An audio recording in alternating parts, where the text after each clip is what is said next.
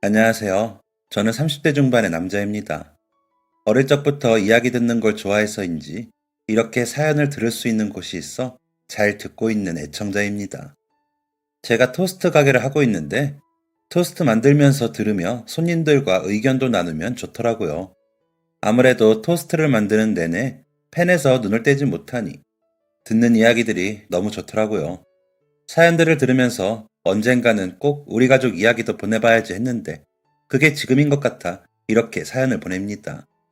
혹시 동화 중에 의 좋은 형제라고 기억하시는 분들 계실까요? 저희 아버지와 저희 삼촌의 이야기도 그에 못지않은 이야기라 꼭 들려드리고 싶거든요. 저도 남동생이 있지만 두 분만큼 과연 할 수 있을까 싶습니다. 미래의 제 아이들에게도 할아버지들처럼 하라고 가르치고 싶을 정도거든요. 이야기를 시작하자면 아주 오래전으로 타고 올라가야 할 것 같습니다. 저희 아버지가 올해로 68세이신데 그때가 8살이었다고 하셨으니 60년 전이네요. 그때는 워낙 다들 힘들던 시기라 굶는 것도 흔하고 학교에서 빵도 나눠주기도 하고 했다고 하더라고요. 그런데 저희 아버지는 학교에서 남는 빵을 싸줄 정도로 집안 형편이 더 어려우셨다고 해요. 그 덕에 아버지는 초등학교도 졸업은커녕 입학도 못하고 구두 닦기를 하고 다니시며 집안 살림에 보탬이 되려 하셨답니다. 하지만 어려운 형편에 길거리에 나온 아이들은 많았고 경쟁이 심해 일이 많지도 않고 동네의 형들에게 맨날 두드려 맞고 그마저 번 돈도 뺏기는 날도 많았답니다. 그래서 도저히 안 되겠다 싶어 여기저기 큰 공사장에 가서 잔심부름을 하셨답니다. 사정사정을 해서 들어가신 거죠. 아버지가 너무 어려워서 위험한 일은 못 시키니 물이나 나르고 밥 심부름이나 하셨대요. 그냥 뭐든 시켜만 주면 다 열심히 하셨답니다. 할아버지는 남의 집 농사일을 거두는 일을 하셨는데 나중에 아버지가 다니는 공사장에 같이 나가게 되셨답니다. 아버지가 보아하니 농사일 하는 것보다 그게 더 돈이 되겠더래요. 그래서 할아버지를 설득해 공사장에 나가게 되신 거죠. 할아버지가 일을 하시게 되면서 아버지는 더 안정적으로 다른 지방까지 가서 잔심부름을 할 수 있게 되어 수익도 더 늘었답니다. 그 사이 할머니는 산에서 나무를 캐어 장에다 내다 파셨는데 어떤 날은 다 팔리고 어떤 날은 또 못 팔고 그렇게 살았답니다. 아버지보다 7살이 어린 삼촌은 그때 갓난아이였기에 등에 업혀 다녔는데 울지도 않고 보채지도 않았다고 할머니가 그러시더래요. 땅 시골 촌뜨기들이 공사장 따라다니며 일을 하려니 어려운 일이 왜 없었겠습니까? 집에 가고 싶어 운 적도 많았고 왜 학교도 안 가고 여기서 이러고 있냐고 혼나기도 하고 그러면서도 아버지는 할머니와 동생한테 돈 벌어다 주는 게 좋으셨답니다. 할아버지는 농사일로 다져져서인지 공사장 일들을 빨리 배우셔서 점점 일을 많이 하시기도 하셨답니다. 아버지와 할아버지는 그렇게 한 3년을 공사장을 따라다니며 일을 하셨고 일주일에 3일 정도만 집에 오시고 하셨답니다. 간혹 일이 멀리 잡히면 2주 동안 집에도 못 갈 때도 있으셨고요. 할아버지는 점점 기술이 느신 덕에 몸값이 올라 창섭아, 너는 이제 집에 가서 너가 엄마랑 동생이랑 있어라. 학교도 다니고 아버지가 이제 돈 더 버니까 너는 이제 그만해도 된다. 라고 하셨답니다. 할아버지가 그렇게 이야기해 주시는데 아버지는 너무 좋아 눈물이 나서 엉엉 우셨대요. 할머니가 너무 보고 싶었고 학교도 다니고 싶었는데 할아버지가 그렇게 이야기해 주시니 할아버지가 하나님 같았다고 하시더라고요. 그리고 다음 집에 들렀을 때부터 아버지는 할아버지를 따라가지 않고 집에서 학교 갈 준비를 하시고 계셨답니다. 남들보다 늦게 가는 학교인데도 그렇게 좋더래요. 동네에서 유난히 가난했던 탓에 아버지와 삼촌 사이에 태어나셨던 고모님 한 분이 병원도 못 가고 돌아가셨는데 학교에 간다고 하니 감격스러웠답니다. 할아버지는 한 번씩 오셔서 갈 때 신으라고 신발 사주시고 가방 사주시고 옷도 사주시면서 하나씩 준비를 해주셨다고 해요. 할머니는 그런 할아버지가 다시 일하러 가실 때 매번 울면서 배웅을 하셨는데 아버지는 그냥 좋아 웃기만 했었다고 하시더라고요. 할아버지가 일 갔다가 오시면 또 뭘 사주실까 기대가 돼서 그냥 좋으셨대요. 겨우 말하고 저지레하던 삼촌은 할아버지가 가시면 할머니가 우시니 같이 울면서 못 가게 다리를 잡고 우셨고 아버지는 혼자 웃으셨대요. 하지만 그 웃음을 엄청 후회하셨답니다. 할아버지가 공사장 숙소에서 난 불로 돌아가셨다는 소식이 들려왔기 때문이죠. 여럿이 모여서 자는 숙소여서 불을 끄면 깜깜하니까 어떤 사람이 촛불을 켜고 편지를 썼는데 그게 불이 붙어 불이 났다고 하더라고요. 촛불을 붙인 사람은 불이 커지자 불이야! 외치며 뛰쳐나왔는데 할아버지는 못 나오신 거죠. 평소에도 잠을 깊게 빨리 주무셔서 누가 업어가도 모를 정도였다고 하더라고요. 분주해 나가느라 바쁜 사람들 틈에서 챙겨주는 사람도 없었을 테니 그대로 주무시다 돌아가시게 된 거라고 하시더라고요. 할머니는 그 소식을 듣고 혼비백산하여 아버지와 삼촌을 데리고 소식을 전하러 온 사람들 편에 공사장 근처 장례식장으로 가셨답니다. 아버지는 할아버지 사진도 없는 그 장례식장에서 할머니를 붙들고 소리도 못 내고 오셨답니다. 여러 사람들과 함께 주르륵 이름만 적힌 할아버지의 장례식장에서 다 아버지 잘못인 것 같아 우는 소리도 못 내겠더래요. 학교 안 간다고 그냥 일하면서 돈 벌겠다고 했으면 할아버지 깨워서 같이 나왔을 거라는 생각이 들어 아버지가 죄인인 것 같았다고 하시더라고요. 시신도 제대로 분간이 안 되어 다른 사람들과 함께 화장이 된 할아버지는 묘지도 공사를 진행한 회사에서 공동으로 만들어준 곳에 묻히셨습니다. 그래서 지금도 저희는 명절에 그곳으로 성묘를 가곤 합니다. 할머니는 할아버지가 돌아가시자 딴 사람이 되셨답니다. 밤에 잠을 못 주무시고 낮에도 멍하니 있으실 때가 많으셔서 삼촌을 아버지가 챙기고 먹이고 입혀야 하셨답니다. 삼촌은 처음에는 할머니가 그러시는 곁에서 울며 보채더니 어느 정도 지나니 아버지 곁에서만 놀더래요. 할머니는 할아버지 장례 후 나온 보상금도 쓰지도 않으시면서 그동안 모아놓은 돈으로 겨우 생활을 하셨는데 아버지와 삼촌을 돌보는 데 쓰지 않으시고 혼자 술을 사서 술을 그렇게 드시더래요. 그런 할머니를 보며 아버지는 답답하고 속상하기도 했지만 죄책감에 뭐라고 하지도 못하시고 잠깐씩 나가 껌이나 사탕을 건네며 도와달라고 구걸을 해서 돈을 벌어와 삼촌을 먹이셨다고 하더라고요. 그래봤자 잘 먹이면 김밥이고 빵이나 우유 정도 먹이고 할머니가 술 드시며 드신 국밥이나 반찬들 남은 걸로 밥을 먹고는 하셨다고 하더라고요.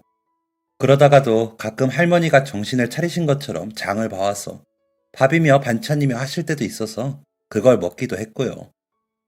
하지만 그런 날 밤이면 할머니는 훌쩍훌쩍 우시면서 밤을 새셨기에 아버지는 차라리 할머니가 술을 마시고 주무시는 게 마음이 편했다고 하시더라고요.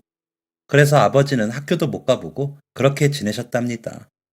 일이라도 나가자니 삼촌이 걸려서 가지도 못하고 그렇게 지내게 되신 거죠.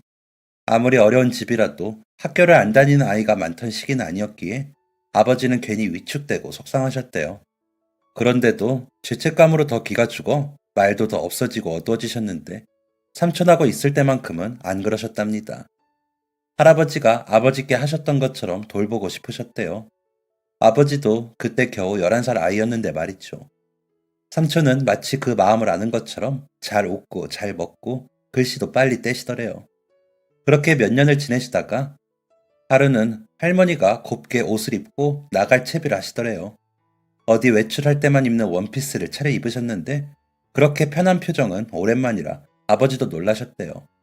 밥과 반찬도 잔뜩 해놓으시고 나갈 준비를 하시면서 콧노래를 부르시더래요. 그걸 본 삼촌이 엄마 어디가? 하고 물으니 할머니가 활짝 웃으시며 엄마 좋은 데가 다녀올게 하시더니 나가셨는데 밤이 늦어도 돌아오지 않으셨답니다. 그렇게 3일을 삼촌과 아버지가 지냈는데 할머니가 헬쑥해져서 오셨더래요. 그러시더니 그 다음날 아침부터 밥도 하시고 청소도 하시고 빨래도 하시면서 아무 일이 없다는 듯이 하시더래요. 무슨 일인가 싶어 아버지와 삼촌은 오히려 놀라셨다고 하더라고요. 그렇게 몇 달을 지냈는데 할머니가 점점 더 살이 빠지고 식사도 못하셔서 아버지가 엄마 병원에 가요. 이러다 진짜 큰일 나겠어요. 라며 졸랐는데도 할머니는 아니야 괜찮아. 엄마 금방 좋아질 거야. 술을 너무 먹어서 그런가 봐. 라며 웃고 마시더래요. 삼촌은 그저 전처럼 웃으시는 할머니가 좋아서 할머니 곁에서 애교도 부리고 글씨 쓰는 것도 보여드리면서 즐거워만 했는데 그 모습을 할머니가 엄청 좋아하셨다고 하더라고요. 그러다 몇 달 후쯤에는 아예 일어나지 못하시고 누워서 잠만 주무시더랍니다. 하지만 13살의 아버지는 누구에게도 도움도 청하지 못하시고 할머니 곁에서 보살펴 드리는 것밖에 못하셨대요. 그러다 할머니가 겨우 손짓을 해 할머니 베개 밑에서 통장이랑 일기를 꺼냈는데 창서봐, 동생 잘 챙겨 라는 말을 남기신 할머니는 그대로 숨이 가빠 헐떡이시더니 크게 숨을 내쉬시고는 더 이상 움직이지 못하시더랍니다. 할머니가 그렇게 돌아가시고 아버지와 삼촌은 고아가 되어버리신 거죠. 고아였던 할머니와 외동이었던 할아버지는 친척도 없이 두 아들만 남기고 돌아가신 겁니다. 장례도 어떻게 치러야 하나 난감한 상황이었는데 겨우겨우 이웃분들이 도와주셔서 치르고 나니 통장의 돈과 집문서 확인을 하는데 아버지는 그제야 우셨대요. 삼촌이 불쌍해서 눈물이 나시더래요. 일단 아버지는 있는 돈으로 생활을 해야 한다는 생각에 어떻게 써야 할지 계획을 세우셨대요. 그중 가장 우선으로 삼촌 학교를 보내실 준비를 하셨답니다. 아버지는 못 배웠어도 동생에게는 그러고 싶지 않았다고 하시더라고요. 남은 돈으로는 삼촌 학교 보낼 생각을 하시고 아버지는 무슨 일을 해야 하나 싶어 여기저기 다니면서 살피셨는데 그나마 음식 장사가 남는 것처럼 보이셨대요. 할머니가 정신 못 차리시는 동안 아버지가 삼촌에게 집에 있는 재료로 부침개도 해주고 비빔밥도 해주고 했던 경험이 있으셨던지라 역 앞 한 귀퉁이에서 음식을 팔자는 생각을 하셨답니다. 아침에 모여드는 사람들 상대로 팔면 좋을 것 같아 며칠을 새벽에 나가 사람들이 잘 사먹는 메뉴가 뭔지 보셨는데 간단하게 들고 먹을 수 있는 메뉴가 좋겠더랍니다. 김밥은 재료가 손이 많이 가니 자신이 없으셨고 떡을 시장에서 떼어다가 먼저 시범삼아 파셨는데 나름 괜찮게 팔렸답니다. 그래서 매일 아침 그렇게 팔고 남은 떡으로 아침을 먹고 저녁은 그날 수입에 따라 반찬이 달라지는 삶을 살기 시작하셨답니다. 물론 다음날 팔 떡을 살 돈은 남겨둬야 했지요. 그래도 아버지는 삼촌을 입히고 먹일 수 있어 좋으셨답니다. 뭐라도 입에 넣을 수 있어 좋으셨대요. 삼촌은 아버지가 자신을 위해 애쓰는 걸 아셨는지 공부를 열심히 하셨답니다. 삼촌은 부모님도 안 계신데 형이 열심히 키워주니 열심히 공부하는 걸로 보답하고 싶으셨답니다. 하지만 시골 깡촌이라도 부모님이 계셔서 가르치는 아이들과 점점 격차가 벌어지더래요. 중학교 때에는 반에서 중간 정도 하셨는데 첫 시험 치르고 다리 난간에 앉아 엉엉 우셨다고 하더라고요. 형한테 너무 미안해서 집에 어떻게 가나 싶어서요. 정작 아버지는 삼촌이 나쁜 짓 안 하고 학교만 잘 다녀주는 것만으로도 만족하셨는데 말이죠. 아버지는 그냥 삼촌만 보면 좋으셨답니다. 유일한 혈육인 동생이 학교 잘 마치고 자신보다 나은 삶을 살기만 하면 상관없으셨대요. 삼촌이 원한다면 대학도 보내고 싶으셨지만 교복 입고 학교 다니는 삼촌이 그저 예쁘셨다고 하시더라고요. 그렇게 두 분은 서로를 위해 자신의 자리에서 열심히 사셨답니다. 아버지는 떡 파는 일을 하시다가 소위 풀빵이라고 하는 요즘 말로 국화빵을 파시면서 역 앞에서 하루 종일 계시게 되었고 삼촌은 열심히 학교에 다니셨답니다. 삼촌은 아버지의 기대대로 고등학교에 가셨는데 일부러 공고에 가셨다고 하더라고요. 가서 기술을 배워 아버지 고생 덜 시켜주신다고요. 아버지는 아끼고 아껴 남은 통장의 돈으로 대학까지 뒷바라지 할 수 있으니 인문계 가라고 하셨지만 삼촌은 강경하셨답니다. 한겨울에도 길거리에서 장사하면서도 제대로 된 외투도 없이 일하는 아버지를 더 고생시킬 수는 없으셨답니다. 아버지가 너무 불쌍해서 자신이 고등학교 다니는 것도 사치스럽게 느껴지실 정도였대요. 그리고 공부도 매우 잘하는 편도 아니라 대학을 생각도 안 하시기도 했고요. 그렇게 두 분은 어려우셨지만 사이는 좋으셨다고 하더라고요. 동네에서 둘도 없는 형제라고 하셨답니다. 그런 두 분이 큰 문제에 닥치게 되신 건 삼촌이 고등학교 졸업을 앞둔 얼마 전이었습니다. 아버지의 군대 문제가 걸렸던 거죠. 더 늦기 전에 군대에 가야 하는 형편이셨던 겁니다. 삼촌이 취업을 한 게 아닌데 혼자 두고 군대 가야 한다는 생각에 아버지는 며칠을 우셨대요. 졸업식에도 못 가면 삼촌이 혼자 있어야 하는 생각을 하니 너무 마음이 아프셨대요. 그런데 삼촌이 형, 나 혼자 지낼 수 있어. 내가 뭐 어린애도 아니고 그 정도는 해. 형이 나 때문에 군대 늦게 가는 게 걱정이지. 라며 의젓하게 말을 해주셔서 아버지가 안심을 하셨답니다. 하지만 끼니도 때워야 하고 통장에 돈이 그렇게 많지 않은데 혼자 지낼 삼촌이 너무 걱정되셨답니다. 그런데도 별 수가 없어 눈물을 머금고 군대에 가셨답니다. 고된 훈련으로 힘드셨지만 더 힘든 건 혼자 지내는 삼촌 걱정이셨답니다. 그래서 틈만 나면 편지를 쓰셨대요. 별 내용 없이 안부만 묻는 편지였지만 그렇게라도 소식을 전할 수 있어 휴가 때까지 견딜 수 있으셨답니다. 그때 두 분이 주고받은 편지가 지금도 모아두었는데 파일철에 3권이나 됩니다. 아버지는 그때 고생한 생각에 차마 그 편지를 버리지 못하셨답니다. 삼촌은 아버지의 소중함이 그때 더 절실해졌었는데 아버지가 안 계시니 당장 집이 서늘하고 라면만 끓여 먹게 되더래요. 형이 없으니 내가 아주 찬밥 신세구나 싶어 그렇게 외롭고 서러우셨답니다. 삼촌은 아버지가 군대에 가시고 졸업 직후에 다행히 공장에 취업이 되어 밥벌이는 하게 되었는데 같이 나눌 사람이 없으니 그렇게 서러우셨답니다. 그러다 일하는 공장에서 한 여자분을 만나셨고 그 여자분과 연애를 시작하셨는데 여자분 집에서 부모가 안 계시다는 이유로 반대를 하셨나 봐요. 삼촌은 자신이 부모가 없는 걸 어쩔 수 없으니 헤어지자고 했는데 그 여자분은 헤어지지 못하겠다면서 집을 나오셨답니다. 그래서 아버지가 안 계신 집에 둘이 살림을 차리셨는데 아버지가 휴가를 나와보니 벌써 임신을 했다고 하셨답니다. 여자분 부모님은 찾아가도 만나주지도 않으시고 큰일이 났다 싶으면서도 뱃속에 조카가 태어날 생각을 하니 아버지는 좋기도 하셨답니다. 아직 군대도 다녀오지 않은 삼촌이 아이가 생겼으니 그 조카는 아버지가 책임지고 키워야겠다 싶기도 하시더래요. 아버지가 제대를 할 때쯤에 아이가 태어날 것 같다는 말에 단단히 각오를 하셨다고 하더라고요. 하지만 안타깝게도 여자분은 아이를 낳다가 돌아가셨고 아이도 태어나지 못한 채 엄마와 하늘의 별이 되었답니다. 삼촌은 그때 너무 충격을 받아 몇 날 며칠을 울다 쓰러지고 울다 쓰러지길 반복하셨답니다. 여자분 숙모님이죠. 그 가족들은 삼촌에게 너 때문에 죽었어 라며 멱살을 잡아 뜯으며 난리를 피우셨지만 삼촌은 한 번을 저항도 않고 맞기만 하다가 쓰러지시고 일어나 울기를 반복하셨답니다. 그렇게 장례를 끝내고도 삼촌은 술로 시간을 보내셨는데 그 모습을 보니 아버지는 할머니가 생각나시더래요. 그래서 창민아 이러다 너 죽는다. 너까지 없으면 이 형은 어찌 사니? 제발 제발 정신 차려라. 형이 이렇게 무릎 꿇고 빌게. 제발 이라며 사정을 하셨답니다. 그제야 삼촌은 아버지를 보더니 형! 이라며 엉엉 울면서 가슴을 치시더랍니다. 아버지는 일단 군대부터 가자. 가서 머릿속 좀 비우고 속도 좀 차리고 오자. 그러자 우리. 라며 같이 울면서 부탁을 하셨답니다. 그렇게 삼촌은 신변을 정리하고 군대에 가셨는데 가고 나니 고된 훈련을 받느라 몸은 고단한데 자꾸 딴 생각이나 괴롭더래요. 그러다 휴가 나오면 아버지가 차려주는 밥 먹고 자다가 다시 부대 복귀하고 그러셨답니다. 제대를 하고 나서 집으로 돌아오니 아버지가 창민아, 형이 기술을 배웠어. 도배하는 기술인데 우리 서울로 가자.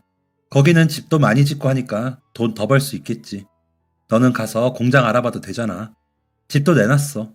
라고 하셔서 그 길로 아버지와 삼촌은 지금 저희가 사는 지역으로 오시게 되었답니다. 아버지는 소개로 도배 일을 시작하게 되셨고 삼촌은 여기저기 다니며 일자리를 알아보셨답니다. 그때 아버지 나이가 33살이셨는데 연애도 한번 못해보고 동생 뒷바라지만 하신 거죠. 삼촌은 그때는 그런 아버지까지 챙길 여력이 없어 그저 형이 그 자리에 있어주길 은근히 바라셨답니다. 아버지까지 없으면 삼촌은 무너져 내릴 것 같아서요. 두 남자가 그냥 그렇게 일만 하고 돈 벌면서 지내셨답니다. 그러다 아버지와 삼촌이 일 끝나고 만나 식사를 하시던 식당이 있었는데 그 식당에서 일하시는 종업원이 아버지께 와서 밥 먹으러 왔으면 밥을 먹어야지 왜 술만 마셔요? 라며 잔소리를 하더니 은근히 반찬도 싸주고 챙기더래요. 아버지는 생전 그런 적이 없으니 왜 이러나 싶다가 나중에는 그 잔소리 들으러 그 식당에 가게 되시더래요. 그러다 그 종업원분과 같이 술을 마시고 같이 밤거리를 걷게 되면서 나중에는 같이 살게 되셨답니다. 그 여자분이 저희 어머니가 되시는 거죠. 어머니는 외할아버지가 지겨워 도시로 도망 나온 촌 여자였는데 한번 고향에 갔다가 외할아버지께 두드려 맞고 다시는 고향에 안 간다고 다짐을 하신 상태라 결혼식도 없이 그냥 같이 사신 거죠. 삼촌이랑 셋이 사시면서 삼촌을 친동생처럼 챙겨주시는 모습에 아버지는 어머니에게 더 반하셨대요. 그래서 어머니를 위해서라면 뭐든 하겠다고 다짐을 하셨답니다. 삼촌은 두 분 생활에 방해가 될까 싶어 나가 사신다고 하셨는데 아버지랑 어머니가 절대 안 된다고 하셔서 같이 사셨답니다. 그러다 제가 태어나고 2살 차이의 동생이 태어나며 저희는 5명의 대식구가 되었던 거죠. 삼촌은 저희를 정말 예뻐하셨습니다. 어린 시절 사진을 보면 거의 삼촌 목마를 타고 있을 정도로 저희를 예뻐하셨습니다. 아버지는 엄하게 무서우실 때도 있으셨지만 삼촌은 항상 저희 편이셨습니다. 하지만 항상 부모님과 삼촌의 제일 우선은 저희 형제였습니다. 저희 형제를 어떻게 하면 잘 키울 수 있을까? 그 고민이 제일 큰 분들이었죠. 본인들이 받지 못한 부모 사랑, 저희 형제에게 다 베푸실 거라고 입버릇처럼 하셨습니다. 흔히 부모님들의 희생만 저희는 숭고하다고 생각하잖아요. 하지만 저희 형제에게는 삼촌의 희생도 그에 못지 않았습니다. 아마 세상에서 가장 희생적인 삼촌 중에서 1등이지 않을까 싶을 정도로요. 마치 아버지가 돌인 집 같았다고 할까요? 월급을 타시면 저희 어머니께 생활비를 봉투에 담아주셨는데 저희 용돈도 따로 담아주셨고 제가 어릴 때 갑자기 열이나 실신했을 때도 저를 업고 병원으로 뛰신 건 저희 삼촌이셨습니다. 그때 동생이 너무 어려 엄마는 동생과 집에 계셨고 아버지와 삼촌이 저를 데리고 병원에 가신 거죠. 그리고 제 동생이 물놀이 갔다가 급류에 휩쓸려 떠내려갔을 때도 가장 먼저 물에 뛰어들어 건지신 것도 삼촌이셨습니다. 솔직히 말이 쉽지 그렇게 빠르게 먼저 몸이 반응하실 수 있는 건 그만큼 사랑이 있지 않으면 불가능한 일이라고 생각하거든요. 그래서 저희 형제는 부모님이 셋이라고 생각하고 자랐습니다. 아버지와 어머니는 삼촌이 장가를 가시길 바라셔서 선도 보게 하시고 일부러 아는 사람들을 불러 자리를 마련하시고는 했지만 삼촌은 번번이 피하거나 아무 말도 하지 않고 있기만 하셨습니다. 그러고 나면 그날 밤이나 며칠 후에 술을 잔뜩 드시고 들어오시곤 하셨죠. 그러면서 성민아, 삼촌은 우리 성민이하고 석준이만 있으면 돼. 알지? 하다가 주무셨습니다. 그런 삼촌을 보시면서 아버지와 어머니는 한숨을 쉬시며 안쓰러워하셨지요. 지금도 혼자 지내시는 삼촌은 아직도 저와 제 동생에게 그렇게 말씀하십니다. 저희만 있으면 된다고요. 아마 돌아가신 숙모와 뱃속의 아이 때문일 거라고 짐작만 하고 있습니다. 삼촌은 그 이야기에 대해 한마디도 안 하시거든요. 어머니도 아버지한테 들으셨다면서 저희에게 이야기해 주신 거였으니까요. 삼촌에게 부모님한테 하듯이 똑같이 하라고 하시면서 너희 삼촌 아니었으면 너희 학원이며 용돈은 그렇게 줄 생각도 못했어 라고 하셨거든요. 그렇게 세 분의 사랑을 듬뿍 받고 자란 덕인지 저와 동생은 중학교 때부터 한덩치 했습니다. 그러다 보니 운동부에서 여기저기 영입제의가 많이 왔죠. 공부에 딱히 흥미를 못 느낀 제가 먼저 유도부에 들며 유도를 시작했습니다. 동생도 제가 다니는 운동이 좋아 보였는지 중학교에 들어오자마자 시작하더라고요. 솔직히 두 형제를 운동시킨다는 건 쉬운 일이 아니잖아요. 드는 돈도 만만치 않을 뿐더러 그 덩치 둘을 먹이려면 그것도 무시 못하니까요. 하지만 저희 부모님과 삼촌은 그런 걱정은 하지도 말고 열심히 잘 하기만 하라고 다치지만 말라고 하셨습니다. 그런 지지를 받은 덕인지 동생과 저는 줄곧 좋은 성적을 얻어 메달과 트로피들이 집에 쌓이기 시작했습니다. 그때는 꿈이 국가대표가 되어 올림픽 금메달리스트가 되는 게 꿈이었습니다. 그러다 제가 고등학생이 되고 합숙을 하게 되며 집을 자주 비우게 되었고 몇몇 큰 대회들이 있어 훈련에 매진하던 때였습니다. 휴가를 얻어 집에 왔는데 조금 낯선 분위기에 이상하다 싶었지만 별일 아니라는 어머니의 말을 믿었습니다. 그런데 동생이 형, 아버지 많이 아프시대 라며 잠자기 전에 울먹거리며 말을 하더라고요. 아버지의 얼굴이 유난히 붓고 안색이 안 좋다고 저도 느끼긴 했는데 아프시다는 이야기에 정신이 멍해지더라고요. 그래서 어디가 안 좋으신데? 라고 물으니 간경화인가 그 병이라는데 나는 아직 어려서 안 되고 엄마랑 삼촌이 다 검사를 받아놓은 상태인데 안 맞으면 공여자가 될 수 없다나 봐. 엄마 아빠랑 삼촌은 형 시합 큰 거 있다고 말하지 말라는데 형도 알아야 할 것 같아서 라고 하더라고요. 저는 다시 거실로 나가 어머니를 불러 확인을 했습니다. 그제야 어머니는 우시면서 좀 많이 안 좋은 모양이야.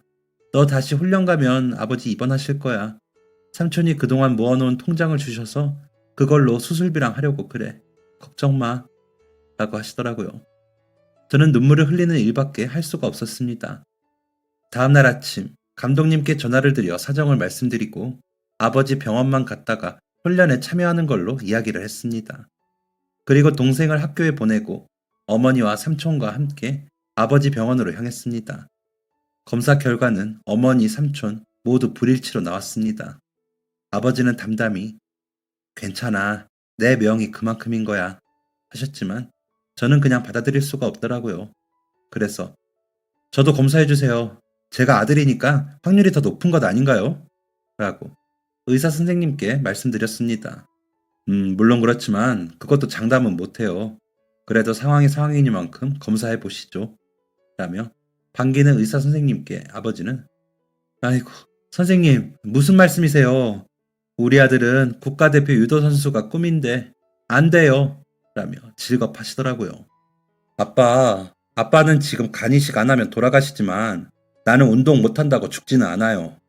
나 아직 어린데 다른 길 찾으면 되지. 내가 국가대표 된다고 아빠 돌아가시게 그냥 두면 내가 어떻게 계속 운동을 해. 나 불효자로 만들지 마요. 선생님, 제발 검사해 주시고 맞으면 수술 시켜주세요. 라며 강력하게 말씀드렸습니다. 삼촌과 어머니는 제 손을 잡고 우시기만 하시더라고요. 아버지는 고개를 숙이고 괴로워하셨고요. 아버지는 그날 입원은 못하시고 저는 일단 검사 후에 훈련장으로 복귀를 했습니다. 그리고 코치님과 감독님께 말씀을 드리며 검사 결과에 따라 달라질 내용에 대해 상의를 드렸습니다.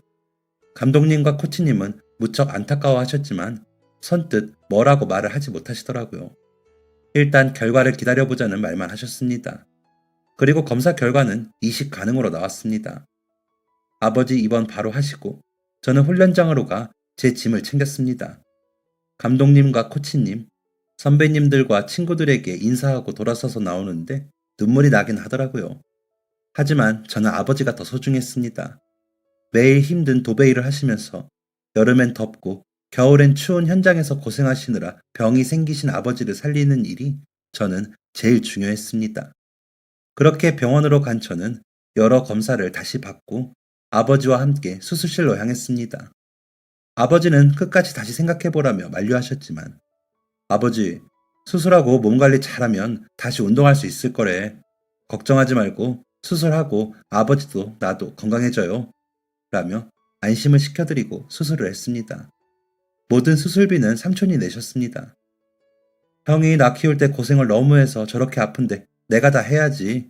앞으로 형 먹여 살리는 것도 내가 할 테니까 걱정 말아요. 라면서요. 제게는 미안하다, 고맙다고 하시면서 엄청 우셨습니다. 엄마는 기도만 하시면서 우셨고요. 저는 얼른 수술 끝나고 회복해 아버지랑 건강하게 병원을 나서는 일만 생각하며 수술실에 들어갔습니다. 수술실 안에서 마취가 되기 전에는 조금 무섭기도 했지만 눈 떠보니 다 끝났더라고요. 수술은 성공적이었고 아버지도 저도 잘 회복하기만 하면 된다는 이야기를 들었을 때가 돼서야 눈물이 나더라고요. 아, 살았다. 이런 느낌이었던 것 같아요. 그렇게 이틀은 진통제 맞아가며 꼼짝도 못하다가 3일째 되는 날 아버지를 뵐 수 있었습니다. 아버지는 저보다 수술 부위가 더 커서 힘드신데도 저보고 괜찮냐고 안 아팠냐고 물으시며 우셔서 아빠 울보네? 라며 제가 놀렸습니다. 어머니는 제 어깨를 쓰다듬으시며 우리 아들 엄마 아빠가 신세졌다 라며 고맙다고 하셨습니다. 당연한 일을 하고도 칭찬받으니 어쩔 줄 모르겠더라고요. 그러고 저는 금방 퇴원을 했습니다. 아버지는 좀 더 병원에 계시다가 퇴원하셨고요. 저는 갑자기 운동을 그만두고 교실로 돌아가 공부를 하려니 너무 어렵더라고요.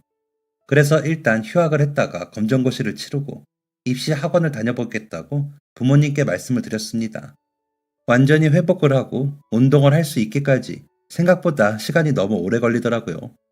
그 시간 동안 불안하고 괴롭게 지내느니 차라리 다른 길을 찾자는 생각이 들어 이리저리 궁리 끝에 말씀을 드린 거죠. 아버지는 미안하다고만 하셨고 삼촌은 그래 삼촌이 뒷바라지 다 할 테니까 해 고맙다 라며 제게도 통장을 내미셨습니다. 삼촌이 이제는 혼자 살아보려고 집을 사놓은 게 있었는데 이번에 팔았어. 그거로 형이랑 형수 생활비랑 형 치료하는 데 보태고 이거는 성민이 너 공부하는 데 쓰자. 석준이 운동도 내가 시킬게. 걱정하지 말고. 라면서요. 그런 삼촌에게 엄마는 우리도 돈 있어요. 삼촌 이렇게 우리 다 퍼주고 어쩌려고 그래요. 누이 민망하게 하지 말아요. 라면서 말리셨지만 형수 이러면 내가 서운해요. 내가 누구 덕에 지금 이렇게 사람 노릇하고 사는데 나 우리 형 아니었으면 벌써 굶어 죽었어요. 제발 받아줘요. 라며 삼촌이 사정하셨습니다. 아버지는 얼른 회복해 뭐라도 해보시겠다며 재활과 치료에 전념하셨죠. 저는 저대로 최선을 다했습니다. 안 하려던 공부를 하려니 잘 안 되긴 했지만 사람 노릇하려면 전문대라도 가야 한다는 생각에 최선을 다했습니다. 그렇게 공부한 결과 3번 만에 검정고시에 합격을 했습니다. 동생 보기가 부끄러웠지만 대입은 그렇게 안 하겠다는 생각에 대입학원에서는 더 열심히 공부했습니다. 좀 더 피곤하게 느껴지고 그런 날도 있었지만 2년 정도 지나니 간 재생이 잘 돼서 그런지 불편한 걸 못 느끼겠더라고요. 아버지도 회복이 잘 되셨고요. 동생은 동생대로 제자리에서 최선을 다했습니다. 삼촌은 동생이 시합을 어디서 하든지 직접 가서 응원도 하시고 뒷바라지를 충실히 해주셨습니다. 동생이 삼촌이 내 아빠고 다른 사람들이 친척 같아 라며 농담을 할 정도로 동생에게 최선을 다해 해주셨습니다. 동생이 혹시나 아버지와 제가 회복하는 사이에 서운함을 느끼지는 않을까 걱정하셔서 그런 것이라는 걸 저와 엄마, 아버지 모두 알았기에 삼촌의 그런 모습이 더 감사했습니다. 그러면서 삼촌은 공인중개사 자격증 공부도 시작하셨습니다. 그러면서 아버지와 어머니에게도 권하시더라고요. 셋이서 공인중개사 사무실이라도 내자면서요. 아버지와 어머니는 생전 해보시지 않은 공부를 하시느라 고전을 하셨지만 제가 대학에 들어갈 때쯤 공인중개사 자격증에 합격을 하셨습니다. 그 과정에서 아버지는 정상적으로 생활이 가능할 정도로 회복되셨고 저는 수도권에 있는 전문대학에 합격을 해 입학을 했습니다. 1년 재수를 한 나이이긴 했지만 캠퍼스의 낭만을 즐기며 즐겁게 생활했습니다. 물론 술, 담배는 할 수 없었지만 그래도 좋았습니다. 성적이 되는 대로 들어가긴 했지만 군대도 면제가 된 만큼 뭔가 생산적인 일을 해야겠다 싶었습니다. 특히나 방학 때 아르바이트도 해보려고 했는데 부모님과 삼촌이 질겁하고 싫어하셔서 해보지도 못하고 집에만 있으려니 좀이 쑤시더라고요. 그래서 부모님과 삼촌이 하시는 공인중개사 건물 코너에서 토스트를 만들어 팔기 시작했습니다. 합숙할 때 제가 해주면 동기들과 선배들이 너무 맛있다고 좋아했던 메뉴라 자신 있었거든요. 그 골목이 소위 먹자 골목이기도 했고 아침에 출근하는 사람들이 몰리는 버스 정류장과 전철역이 가까이 있는 곳이었기에 자리가 괜찮았거든요. 아버지는 옛날에 본인이 고생했던 거 생각난다며 질색을 하셨지만 아니 그럼 아르바이트예요? 이것도 못하게 하면 나는 평생 짐짝 마냥 아무것도 못하고 살아요? 젊은 놈이? 라며 제가 다져묻자 아무 말도 안 하시더라고요.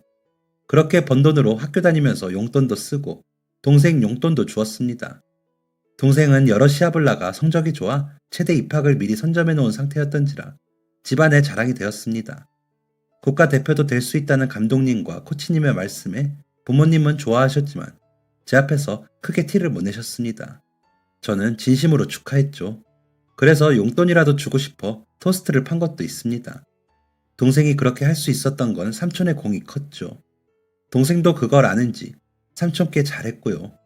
그러던 어느 날 상대 선수가 고의 반칙을 하며 동생에게 부상이 생겼습니다. 큰 부상이 아니길 바랐지만 운동을 포기해야 할 만큼의 부상이었죠. 삼촌과 저희 가족, 감독님과 코치님은 상대 선수를 징계하기 위해 애를 썼고 그 결과 그 선수는 제명을 당했습니다. 하지만 동생의 어깨는 돌아오지 않았죠. 동생은 상심이 컸는지 한동안 바깥 출입도 잘 못하고 괴로워했습니다. 힘들어하는 동생을 위해 해줄 수 있는 게 없어 저희 가족 모두 힘든 시간을 보냈죠.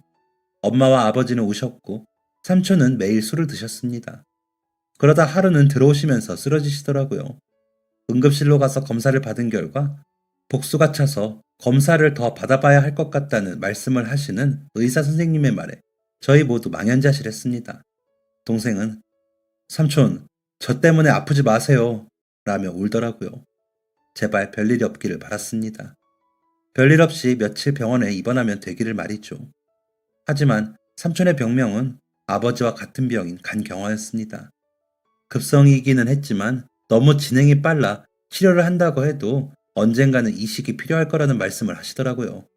그러자 동생이 자기가 공여자가 될 수 있는지 미리 검사할 수 있냐고 묻더군요. 그러더니 내가 할 거야. 삼촌 간이식 내가 해. 라면서 검사해달라고 하더라고요. 검사 결과는 이식 가능이었습니다. 동생은 너무 좋아하면서 지금부터 준비해서 학교 졸업하면 삼촌한테 간 이식하고 그때 돼서 다른 일 찾아볼 테니까 아무도 말리지 말아요. 라고 선포를 하더니 학교에 나가기 시작했습니다. 물론 아무것도 몰라 앉아만 있다가 오는 쪽이었지만 영어 공부를 한다며 단어책을 보더라고요. 삼촌은 간이식을 안 받겠다고 하시긴 하셨지만 동생이 기운을 차리는 걸 보시면서 별 말씀을 못 하셨습니다. 동생 졸업식에 다 같이 가서도 동생만 웃고 나머지 가족은 차마 웃지도 못했고요. 치료만으로 좋아질 수 있다며 큰소리치신 삼촌의 바람과는 다르게 눈에 띌 정도로 삼촌의 상태는 안 좋아졌거든요. 동생은 정말 졸업하자마자 삼촌과 병원으로 가 다시 검사를 받고 이식 수술을 하겠다고 했습니다. 부모님은 동생의 수술을 반대하진 않으셨지만 마음 아파하셨습니다. 아버지는 우리가 어려서 너무 못 먹고 그래서 그런가 보다. 다 내가 못난 탓이야. 라며 속상해하셨습니다. 그러면서도 동생 손을 잡고 고맙다고 하셨죠. 그렇게 삼촌과 동생은 나란히 수술실에 들어갔습니다. 엄마는 기도를 열심히 하시며 수술실 앞을 지키셨습니다. 수술실 밖에서 기다리는 게 더 힘들다는 생각이 들더라고요. 수술이 끝나고 중환자실로 옮겨지고 수술 결과에 대해 듣는데 왜 그렇게 심장이 떨리던지. 다행히도 수술 결과는 좋았습니다. 동생은 눈 뜨자마자 엄마, 나 형한테 토스트 만드는 거 배워서 토스트 가게 할래? 라면서 웃더라고요. 수술실에 들어가 마취를 하는데 제가 만든 토스트가 먹고 싶더래요. 그래서 회복하면 토스트 가게를 해야겠다 싶었답니다. 부모님과 저는 어이가 없었지만 그래도 동생이 뭐라도 하려고 하니 다행이다 싶어 안심을 했습니다. 그렇게 동생과 삼촌이 회복에 전념하시는 동안 아버지와 어머니는 공인중개사 일을 열심히 하셨습니다. 저는 저대로 대학 졸업 후엔 뭘 해야 하나 싶어 고민을 했죠. 그러다 형, 나랑 같이 토스트 가게 하자. 하다가 2호점도 내고 그러면 되지. 라고 하더라고요. 그래서 생각해보자 했는데 좋은 생각 같았습니다. 그래서 제가 졸업까지 학교 다니는 동안 동생이 회복을 하면 같이 장사를 해보자고 약속을 했습니다. 동생이 삼촌한테도 이야기를 했는지 야, 내가 투자한다. 우리 조카들 짱이다. 라면서 좋아하셨습니다. 아버지는 젊은 시절 생각에 속상해 하시면서도 저희 형제가 힘을 합쳐 뭐라도 하려는 모습을 기특해 하셨습니다. 그렇게 의기투합한 저희 형제는 일단 제가 임시로 장사를 했던 그 자리에서 장사를 시작했습니다.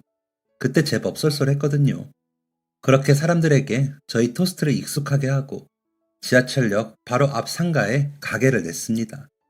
2년 정도 걸리긴 했지만 장사는 계속 잘 됐습니다. 7년 전쯤에는 맛집으로 방송에도 나와 장사가 더 잘 됐습니다. 그러다 코로나로 좀 힘들었는데 포장도 하고 배달도 하면서 버텼습니다. 장사 끝나면 재료 손질을 하는데 양배추 값이 비싸져 여전히 좀 힘들긴 하지만 그래도 주변보다는 잘 되는 편입니다. 동생이 하는 2호점도 마찬가지이고요. 그래도 건강만 하면 다 할 수 있으니 그걸로 됐지요. 그나마 회복이 돼가는 것 같아 미뤄두었던 결혼을 12월에 하기로 했는데 그때까지 장사가 더 잘 됐으면 좋겠습니다. 부모님과 삼촌은 여전히 사이좋게 잘 지내십니다. 얼마 전에 세 분이서 공동명의로 건물 2채를 사셨는데 월세를 저희더러 받으라고 하시지만 세 분 노후하시라고 싫다고 했습니다. 저희 가족이 가난도 병마와도 싸워서 이길 수 있었던 건 가족 간의 사랑인 것 같습니다. 그래서 앞으로도 더 많이 사랑하고 더 많이 아끼며 살려고 합니다. 결혼할 아내와 처갓집 가족도 마찬가지이고요. 앞으로도 건강히 오래오래 행복하게 살아보도록 하겠습니다. 응원해주세요. 지금까지 사연 들어주셔서 감사합니다. 사연이 재밌으셨다면 구독과 좋아요를 눌러주세요. 감사합니다. 안녕히 계세요.